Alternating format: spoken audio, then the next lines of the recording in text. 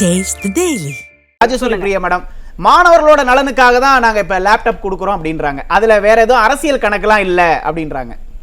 முதல்ல சகோதரி தெளிவா தெரிஞ்சுக்கணும். இப்ப யாருக்கு கொடுக்க போறாங்கன்னா 3ஆம் ஆண்டு இளங்கலை படிக்கிற மாணவர்களுக்கு அரசு மற்றும் குரூப் 1 எக்ஸாம் போவாங்க மேடம். நான் சொல்லிடுறேன், பொறியியல் படிக்கிறவங்களுக்கும் குரூப்புக்கும் நீங்க சும்மா பேசணுங்கிறதா பேச முடியாது. பொறியியல் படிக்கிறவங்க எழுதுறாங்க. இந்த திட்டம் முக்கியமாக எதற்காக 2011ல கொண்டு வரப்பட்டது புரட்சி தலைவி ஜெயலலிதா அம்மா அவர்களாலனா, அந்த மேல்நிலை படிப்பு முடிச்சுட்டு கல்லூரி போகும்போது அவர்களுக்கு அந்த கம்ப்யூட்டர் நாலேஜோட அவங்க கல்லூரிக்கு போகணுங்கிறதுனால அதுதான் பிரதானமாக அவர்கள் இந்த எல்லாத்துலயும் அந்த கட்டமைப்பு இருக்கு. ஒரு நிமிடம் நீங்க பேசினப்ப நான் குறுக்க ஓகே பேசுங்க. நீங்க பேசினப்ப நான் பேசல. இந்த ஒரு திட்டத்துடைய ஒரு முக்கியமான நோக்கம்னு ஒண்ணு இருக்குல்ல, அது வந்து மேல்நிலை படிப்பு படிக்கக்கூடிய பள்ளி மாணவர்களுக்காகத்தான் முதல்ல தொடங்கப்பட்டு அதற்கு அடுத்தாற்போல கல்லூரி மாணவர்களும் கொண்டுட்டு வந்தது.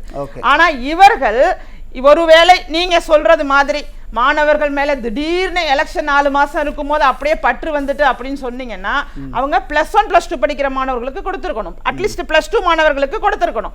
அதை விட்டுட்டு ஃபர்ஸ்ட் இயர் படிக்கிறவங்களுக்கு ஓட்டு இருக்கலாம், இல்லாம இருக்கலாம், செகண்ட் இயருக்கு கூட ஓட்டு போடலாம். ஆனா 3வது வருஷம் படிக்கிறவங்க நிச்சயமாக ஓட்டு போடுவாங்க அப்படிங்கிற ஒரு அடிப்படையே ஓட்டுக்காகத்தாங்கிற மாதிரி கொடுக்குறீங்களே, இதுக்கு முதல்ல நீங்க விளக்கம் சொல்லுங்க.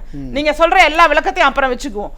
ஏன்னா இப்ப வந்து 5 வருஷம் அறிவு கல்வியாளர்கள் அந்த கல்வியை சார்ந்தவர்கள்லாம் சொல்றது, பள்ளிக்கூடத்துல அந்த லேப்டாப் கொடுத்தா மாணவர்கள் வந்து அந்த ஈக்குவலா இருக்காங்க. அதாவது நீங்க பொருளாதாரத்துல உயர்ந்த மாணவர்கள் எப்படி இருக்காங்களோ அறிவுத்திறன்ல, அதே அளவுக்கு அந்த நாலேஜ், அந்த கம்ப்யூட்டர் நாலேஜ், கல்வித்தரம் மேம்பட்டு ஏழை எளிய குடும்பத்தில் உள்ள மாணவர்களும் கல்லூரிக்கு போகும்போது அங்க ஒரு சமமான சூழல் நிலவும். நீங்க ஃபர்ஸ்ட் இயர் கல்லூரிக்கு போறாங்கன்னு வச்சுங்களேன், அங்க வசதி படைத்த குழந்தைகள் இருப்பாங்க, இவங்களும் இருப்பாங்க, கவுன்சிலிங்ல தான் வந்திருப்பாங்க. அந்த வித்தியாசமே பெருசா இருக்கும். அதை ஈடு செய்வதற்காக தான் மிகச்சிறந்த திட்டமான ஜெயலலிதா அம்மா அவர்கள் உருவாக்கிய மிகச்சிறந்த திட்டங்களில் ஒன்று லேப்டாப் கொடுக்கிறது.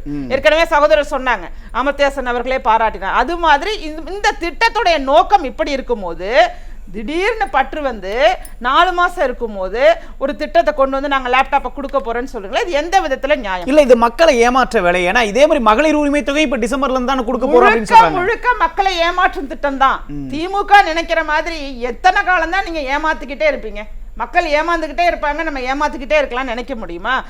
இன்னைக்கு கூட புரட்சி தமிழர் திரு எடப்பாடி கே பழனிசாமி அவர்கள் தெளிவா சொன்னாங்க, நீங்க லேப்டாப் வந்து ஒரு குறைந்தபட்சம் இந்த கல்வியாண்டு தொடங்கும் போதாவது கொடுத்திருக்கலாம்ல. அது ஒரு நியாயமான கேள்வி தானே? உங்களுக்கு உண்மையாகவே மாணவர்கள் மீது பற்று இருந்துச்சுன்னா நீங்க ஒரு ஜூன் மாசம் கொடுத்திருக்கலாம், அப்ப கொடுக்கல. அப்ப நீங்க களத்துல ஆய்வு செய்யும் போது ஒரு தோல்வியை நீங்க தழுவதற்கான வாய்ப்பு இருக்குங்கும் போது, அதுவும் உங்களுக்கு இளைஞர்கள் ஓட்ட இல்லைங்கிற ஒரு நிலை உருவாகிற இடத்துல அதெல்லாம் தெரிஞ்சுக்கிட்டு இதை சரி கட்டணுங்கிறதுக்காக இப்ப கடன் மேல கடன் வாங்கி இந்த திட்டத்தை டிசம்பர் மாசம் வந்து நீங்க அந்த தேர்தலுக்காக செய்யறதுங்கிறது அப்பட்டமாக வாக்குக்காக மட்டுமே செயல்படுத்தக்கூடிய ஒரு திட்டம் என்பது மக்களுக்கு புரியும். இதுல எந்த மாற்றமும் கிடையாது. நீங்க என்ன விளக்கம் கொடுத்தாலும் தெரியாது. ஒருவேளை நீங்க நினைச்சுக்கலாம், நம்ம இப்ப கொடுத்துட்டோம்னா இந்த 10 லட்சம் பேரோ அல்லது 20 லட்சம் பேரோ நமக்கான வாக்காளர்களாக மாறவே மாட்டாங்க. அப்படி ஒருவேளை மாறினாலும் அண்ணனர்கள்லாம் சொன்னது மாதிரி இதற்கு பின்னாடி உள்ள பேட்சஸ்லாம் சேர்த்தீங்கன்னா கல்லூரி மாணவர்களோட சேர்த்தா கிட்டத்தட்ட 1 கோடி பேர் வந்துருவாங்க. நீங்க ஸ்கூல் படிப்புல 62 லட்சம், கல்லூரி மாணவர்கள் ஒரு 40-50 லட்சம், இப்படிலாம் சேர்த்தோம்னா 80-90 லட்சத்துக்கிட்ட மாணவர்களை ஏமாத்திருக்கீங்க. கடும் கோபத்துல இருக்காங்க. ஆமா, அந்த கோபத்தை அவங்க ரிஃப்ளெக்ட் பண்ணிடுவாங்கல்ல. ஆனா இப்ப 20 லட்சம் லேப்டாப்னு சொல்லியிருக்காங்களே, அதை இந்த ஆட்சி முடியறதுக்குள்ள திமுகவால கொடுக்க முடியுமா? கண்டிப்பாக கொடுக்க முடியாது. கண்டிப்பாக கொடுக்க முடியாது. இல்ல, அப்ப அது முடியாது அப்படிங்கிறது திமுக அரசுக்கும் தெரியும் தானே? தெரியும். அப்புறம் ஏன் அப்படி ஒரு வாக்குறுதியை கொடுக்கணும்? அதுக்கு வேற 2000 கோடி நிதி வேற ஒதுக்கீடு பண்ணிருக்காங்க. அதாவது 163வது தேர்தல் வாக்குறுதியில அவங்க சொன்னது உங்களுக்கும் தெரியும், டேப்லெட் இது கொடுக்க போறோம், அதாவது இந்த டேப் பிளஸ் 10 GB டேட்டா, ஆமா, டேட்டாவோட இணையதள வசதியோட உங்களுக்கு வந்து நாங்க கொடுக்க போறோம் அப்படின்னு சொல்லி வாக்குறுதி கொடுத்திருந்தாங்க. அந்த வாக்குறுதியே நிறைவேற்றல. அந்த வாக்குறுதியை ஏன் நிறைவேற்றலன்னு கேட்கும் போது நாங்க வந்து கன்ஃபியூஷனா இருக்கும், லேப்டாப்பா அல்லது டேப் கொடுக்கறதான ஒரு கன்ஃபியூஷன்ல இருக்கும்னு சொன்னாரு. அதன் பிறகு ஏன் கொடுக்கலன்னு கேட்கும் போது நிதி பத்தல, எங்களுக்கு வந்து நிதி நெருக்கடி இருக்கு, நிதி நிலைமை சரியான பிறகு நாங்க கொடுப்போம் அன்பில் மகேஷ் அவர்கள் பேட்டி கொடுத்திருந்தாங்க. இப்ப தொடர்ச்சியாக இந்த நிதி நிலைமை அப்படிங்கிற ஒரு விஷயத்தை நீங்க எடுத்துட்டு போனீங்கன்னா இப்ப எப்படி அந்த நிதி நிலைமை சரியானது, அது சரியானதுக்கான காரணம் என்ன? நீங்க இமிடியேட்டா எமர்ஜென்சியா என்னென்னமோ பேசுறாங்க, அப்படியே அப்படி இருக்கிற மாணவர்களுக்கு இப்ப கொடுத்தே ஆகணும் அப்படின்னு பேசுறீங்கன்னா, இதை விட அளவுக்கு அதிகமாக மக்களை ஏமாற்றக்கூடிய ஒரு கட்சி உலகத்திலே இருக்க முடியாது திமுக மட்டும். இல்ல இப்ப இது ஓட்டுக்காக அப்படிங்கறத விட இன்னொரு பக்கம் பார்த்தோம்னா டேபு பிளஸ் 10 GB டேட்டாவோட கொடுப்போன்னு சொன்னாங்க இல்லைங்களா, அதை மடை மாத்துறதுக்காக இப்போ ஒரு 10 லட்சம் லேப்டாப் தராங்க அப்படின்னு நம்ம எல்லாம் புரிஞ்சுக்கலாங்களா? இல்ல அதுக்காக தான் மடை மாத்துறதுக்காக கொடுக்குறாங்க அப்படின்னு நம்ம புரிஞ்சுக்கலாமா? இல்ல, இது எதையுமே மடைமாற்றுவதற்கெல்லாம் கிடையாது. இது தெள்ள தெளிவாக உதயநிதி அவர்களை வச்சு அவங்க இளைஞர்கள் வாக்குகளை நம்ம வாங்கிடலான்னு சொல்லி, பாவம் அவர் படத்துக்கெல்லாம் இலவசமா டிக்கெட்டுங்கெல்லாம் கொடுத்து பார்த்தாங்க, படம் பார்க்கலாம் வச்சாங்க, ஏதோ செஞ்சு பார்த்தோம், இளைஞர்கள் ஓட்டு அவர்களுக்கு வருவதற்கான வாய்ப்பே இல்லை.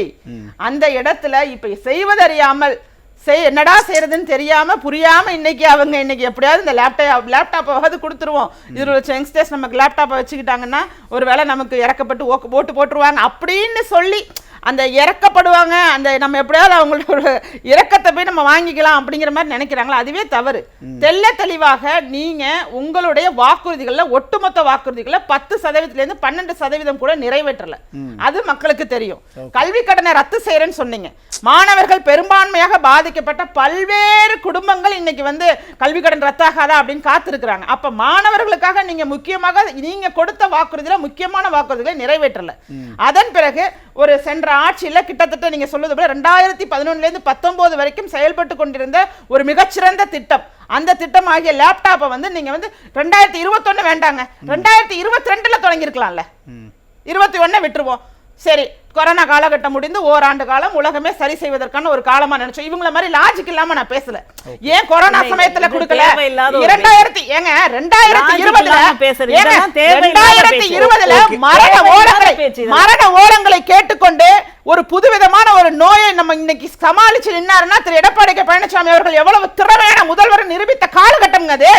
அந்த காலகட்டத்துல இருக்கட்டும்னா சொல்லாதீங்க, பல உயிர்களை வாங்கின காலகட்டம். மத்தவங்கள வந்து லாஜிக் இல்லாம பேசுறது அப்படிங்கிறது கொஞ்சம் கூட ஒத்துக்கவே முடியாது. நீங்க கேட்கணும், வெளியில போக லாஜிக் இல்லாம எப்படி பேசுவாங்க? நான் சொல்றேன் லாஜிக் ஏன் இல்லன்னு சொல்றேன். லாஜிக் தான் இல்ல, நான் ஒண்ணு வேற ஒண்ணு சொல்லலையே. லாஜிக் ஏன் இல்ல? என்ன லாஜிக் இல்லாம? அதான் நீங்க வந்து ஒரு கருவி, என்ன லேப்டாப்ங்கிறது ஒரு கருவி தானே, அந்த கருவியை தயாரிப்பதற்கு லம்சமா தயாரிக்கணும்னா அங்க தயாரிப்பு நிறுவனங்கள் வேலை செய்யணும்ல. உலகம் முழுவதும் முடங்கி கிடந்தது இல்ல, அங்க தயாரிப்பு நிறுவனங்கள் மூடி கிடந்ததுனால கொண்டு வர முடியாது, அவ்வளவுதான். வெரி சிம்பிள், இதுதான் லாஜிக். நான் அதனாலதான் லாஜிக்கோட சொல்றேன். அந்த நிலைமை இல்லாம இருந்தது, அந்த நிலைமை அதத்தான் நான் சொன்னேன், கரெக்டா சொல்றேன். அந்த நிலைமை சரி செய்ய சகோதரி, அந்த நிலைமை நீங்க 2020ல ஏன்னு கேட்டீங்க, அதுக்கு சொல்றேன். ஆனா நான் கேட்பது லாஜிக் இல்லாத பேசுறேன் அப்படின்னு அது லாஜிக் இல்ல தானே. 2020 உலகமே மரண ஓலத்தை தள்ள மாதிரி இல்ல. நம்ம வந்து லேப்டாப் குடுக்குறோம் அப்படின்னு முடிவாச்சு, நீங்க அத வந்து கொள்முதல் செஞ்சு வச்சிருக்கணுமா வச்சிருக்க கூடாதா? எப்ப நம்ம கொரோனா யாருக்கும் தெரியாது.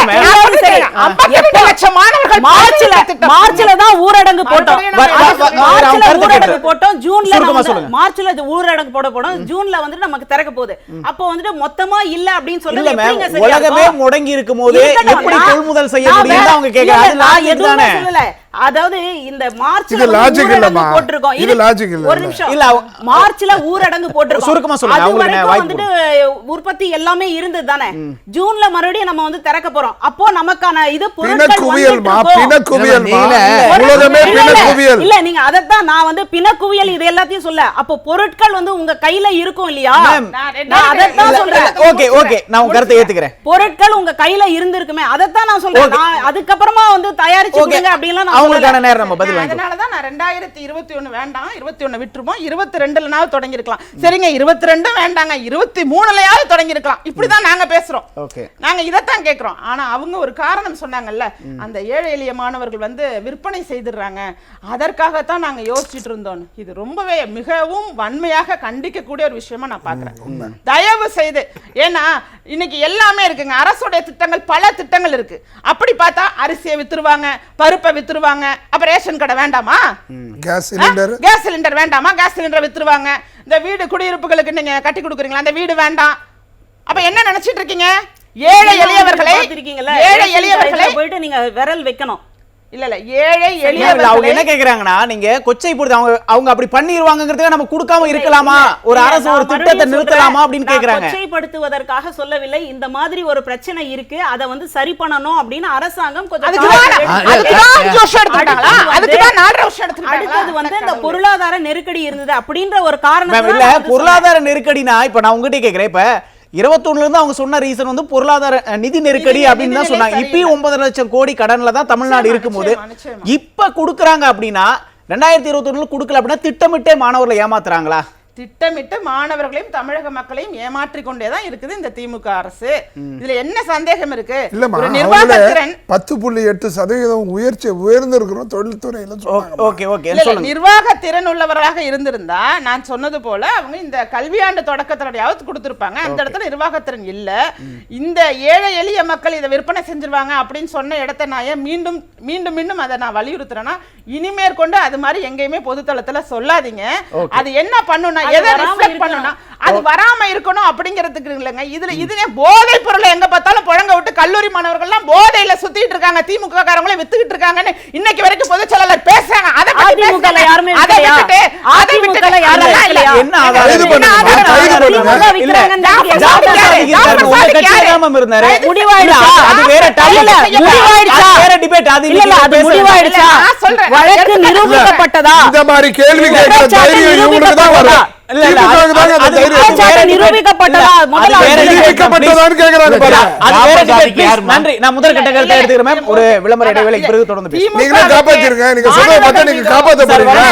திமுகவுக்கு மாணவர்கள் மீதோ மக்கள் மீதோ எந்த பற்றுமே கிடையாது.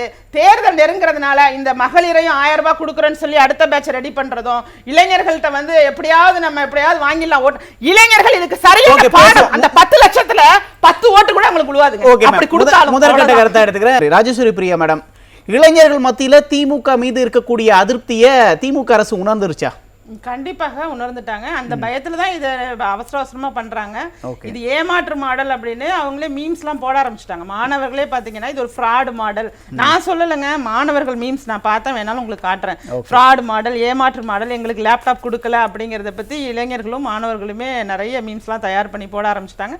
அதனால அவங்க இளைஞர்கள் மத்தியில அவங்களுக்கு சுத்தமாவே பூஜ்ஜியம் அப்படிங்கிற நிலை வரும்போது தான் இதை கொண்டுட்டு வந்துட்டு இருக்காங்க. சகோதரி சொன்னாங்க தொலைநோக்கு பார்வையில வந்து திமுக சிந்திக்குன்னு சொன்னாங்க. அந்த தொலைநோக்கு பார்வை என்னன்னு கேட்டீங்கன்னா, 4.5 வருஷம் வரைக்கும் வெயிட் பண்ணிட்டே இருந்து தொலைவா போகட்டும் 5வது வருஷத்துல வந்து நின்னுகிட்டு நீங்க இது மாதிரி ஏமாற்று வேலைகளை செய்வதுதான் அந்த தொலைநோக்கு பார்வை அப்படிங்கறதோட விளக்கமா நான் எடுத்துக்கிறேன். அவங்க சொன்னதோட விளக்கமா நான் எடுத்துக்கிறேன். இன்னொன்னு பள்ளி கல்வித்துறை, நீங்க முன்பே குறிப்பிட்டது போல எந்தெந்த துறை மோசமா இருக்குன்னா அதுல முதல் 3 துறைகள்ல பள்ளி கல்வித்துறை கண்டிப்பாக இடம்பெறும். அதற்கு முக்கிய காரணம் ரசிகர் மன்ற தலைவராக இருந்த திரு அன்பில் மகேஷ் அவர்கள் தான். அவர்களும் இந்த துறை எந்த அளவுக்கு சீரழிக்க முடியுமோ அந்த அளவுக்கு சீரழிச்சு. நன்றி.